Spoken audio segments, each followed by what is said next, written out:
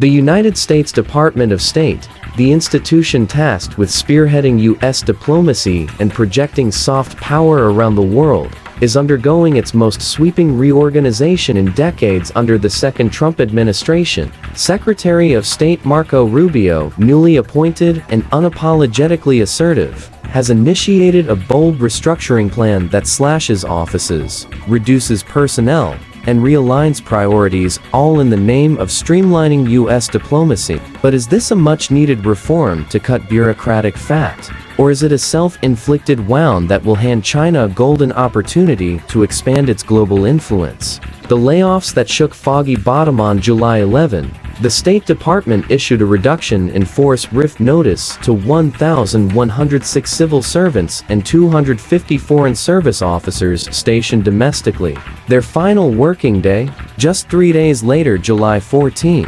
While Rubio and his team insist the move is about eliminating unnecessary positions rather than people, the impact was immediate and significant. Thousands of diplomats and civil servants, including specialists in human rights, cyber policy, refugee resettlement, and strategic regional affairs, were effectively shown the door. Rubio defended the restructuring, stating that it was long overdue. According to him, many of the eliminated offices were obsolete, duplicative, or had drifted far from their original missions.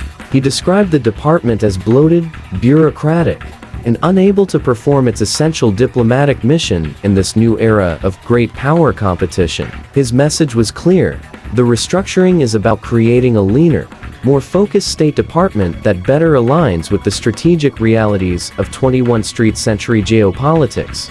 A plan in the making. This was not a sudden decision. Rubio had briefed Congress as early as April about his intentions. By May 29, he submitted a detailed reorganization plan calling for the closure of 132 of the department's 734 offices and a 15% reduction in staff. Rubio's press release emphasized that the plan was thoughtfully developed and incorporated feedback from lawmakers, career officials, and internal leadership. In his view, the shakeup would create a more agile department, better equipped to promote America's interests and keep Americans safe across the world. However, not everyone was convinced. A bipartisan backlash. Democratic members of the Senate Foreign Relations Committee wrote an open letter on July 11 condemning the layoffs. They argued that the RIFs would severely undermine the department's ability to achieve U.S. foreign policy interests and could place national security at risk. Labor unions and former diplomats echoed that sentiment. The American Foreign Service Association, a union representing current and former diplomats, warned that the mass layoff sent a dangerous signal to allies and adversaries alike, that the U.S. is retreating from the global stage. As allies look to the U.S. for reassurance and rivals test for weakness, the administration has chosen to sideline the very professionals best equipped to navigate this moment, the union said. China, the real beneficiary. For many critics, the elephant in the room isn't just the loss of personnel, it's what this move could mean for America's global rivalry with China. Senator Jean Shaheen D. NRHO warned that the cuts were ill-timed, especially as the U.S. faces complex challenges in Ukraine, Gaza, Sudan, Myanmar, and Haiti. Now is the time to strengthen our diplomatic hand, not weaken it, she said, stressing the importance of experienced diplomats in countering China's expanding influence. Indeed, many of the affected offices dealt directly with regions and issues where the U.S. is in direct competition with China.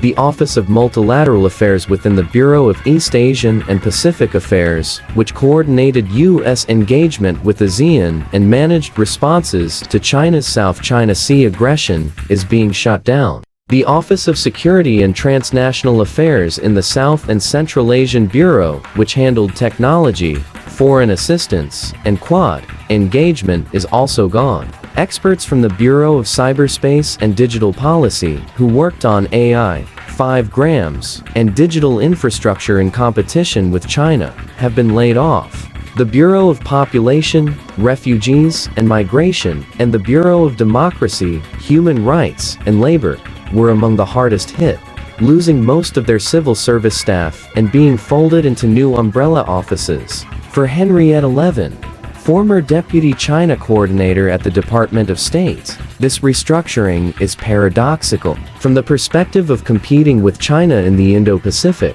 it is confounding to see the State Department eliminate teams responsible for some of the most critical elements of that competition, she said. The fear among critics is simple. By dismantling key diplomatic arms, the U.S. is ceding influence in vital battlegrounds to Beijing at a time when China is aggressively expanding its own diplomatic and economic footprint through initiatives like the Belt and Road. A pattern of neglect. Critics argue that these changes reflect a broader trend of diminishing U.S. global leadership. The American Academy of Diplomacy went as far as to call the restructuring an act of vandalism. Thomas Shannon, a senior diplomat in Trump's previous term, said this wasn't about trimming fat, but eliminating a significant chunk of our civil service and foreign service, potentially signaling a diminished global agenda. These critics see the restructuring as a tactical and strategic misstep, reducing America's ability to build coalitions, influence international norms, and counter authoritarian rivals through diplomacy. But is the panic overblown? Supporters of the restructuring argue that the fears are exaggerated.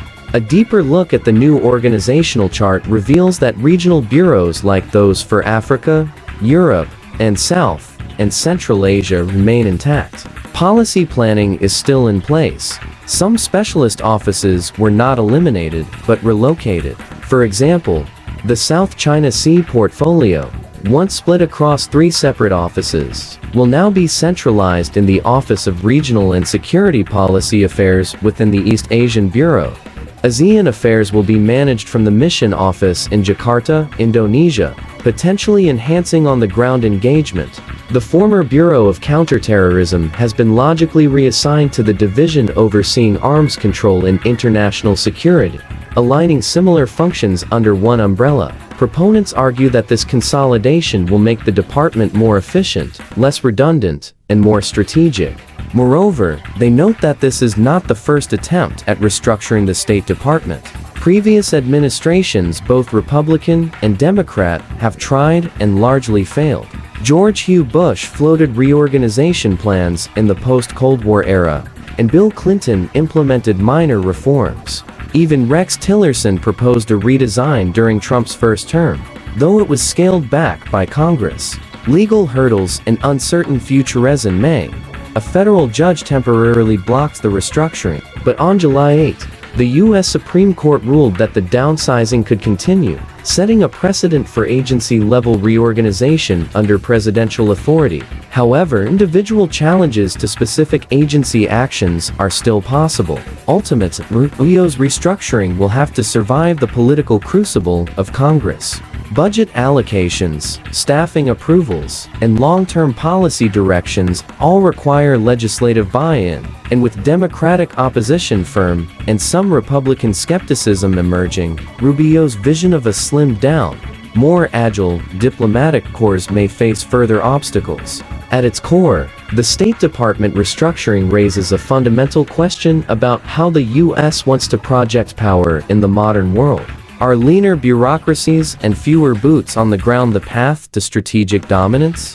Or does global influence require steady investment in relationships, institutions, and expertise? As China continues to expand its diplomatic, technological, and economic reach, the answer to that question may determine whether the 21st century is shaped in Washington or in Beijing.